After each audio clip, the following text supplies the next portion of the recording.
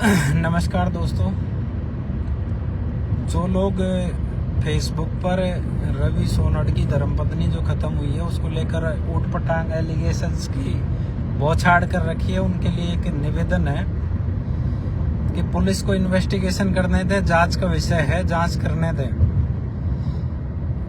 जिसके घर से आदमी गया है उस परिवार की क्या हालत होगी वो आप नहीं समझ सकते। आपको सिर्फ मौका मिला है, आप मौके की तलाश में रहते हो। चाहे आदमी के साथ कुछ नहीं भी बड़ी घटना हो, झूठा सिंपैथी का दिखावा करते हो। असल में तुम लोगों को किसी से कुछ लेना देना नहीं होता।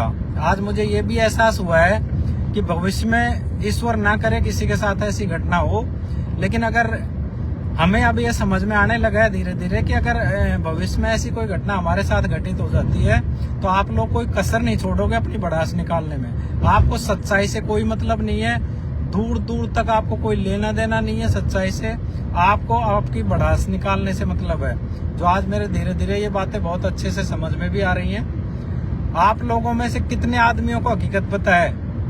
लड़की पक्ष का पक्ष रखेगा, लड़का पक्ष लड़के पक्ष का पक्ष रखेगा। लेकिन जब लड़की पियर पक्ष में थी और रवि वहां 8 बजे गया और 8:40 पे वहां से वापस आ गया, वहां क्या घटना घटित हुई ये तो रवि अपने बयानों में बताएगा और बाकी उनके घर वाले बताएंगे। लड़की की डेथ हुई है 4:30 से 5 बजे के बाद।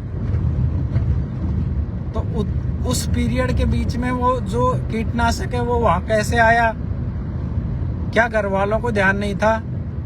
ये सब घटना तात्कालिक नहीं है। सुबह 8 बजे अगर किसी के साथ झगड़ा भी होता है तो वो एक्शन का रिएक्शन है, शाम को 5 बजे नहीं होता, वो तत्काल होता है।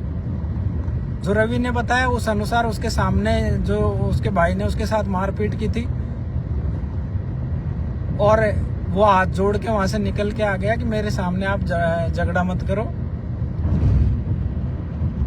तो मैं तो उस चीज को भी सच नहीं मान रहा। सच को तो पुलिस बताएगी और ये काम पुलिस का ये इन्वेस्टिगेशन करना। लेकिन आप लोगों की जो बातें हैं, आप लोगों के जो विचार हैं, उससे मुझे अब ये लगने लगा है कि कोई किसी भी आदमी को सार्वजनिक क्षेत्र में और सामाजिकता के आधार पर कोई काम ही नहीं करना चाहिए।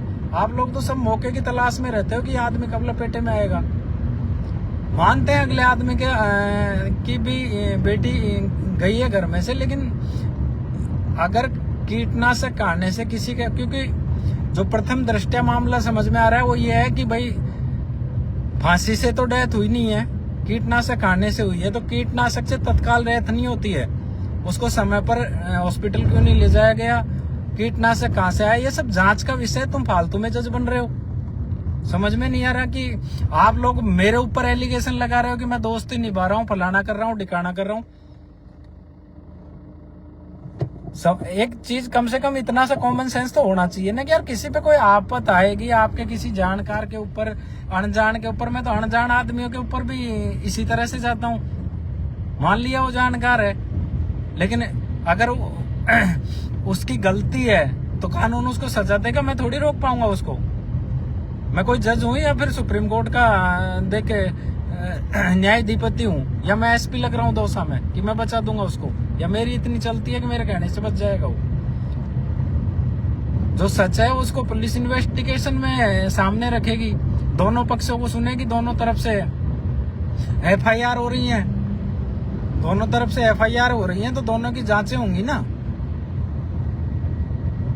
भाई। डेथ तो पियर पक्ष में ही हुई है, ये तो साफ है, तो जांच तो दोनों पक्षों की होगी। और फिर जब अगला आदमी 8 बजे जाकर 8:30 बजे वहां से वापस आ गया, 8:40 पे वापस आ गया, डेथ कीटनाशक खाने की बता रहे हैं 4 बजे और 5:30 बजे हॉस्पिटल में मृत घोषित किया जाता है, तो 8 बजे कोई बात होती है। ये एक कॉमन सेंस भी इस्तेमाल करना चाहिए आदमी।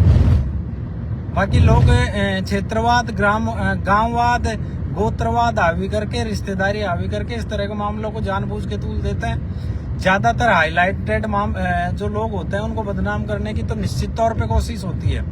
मान लो जांच में रवि निर्दोष मिला तो तुम लोगों का क्या होगा, जो उसको अभी से फांसी पे चढ़ा रहे हो?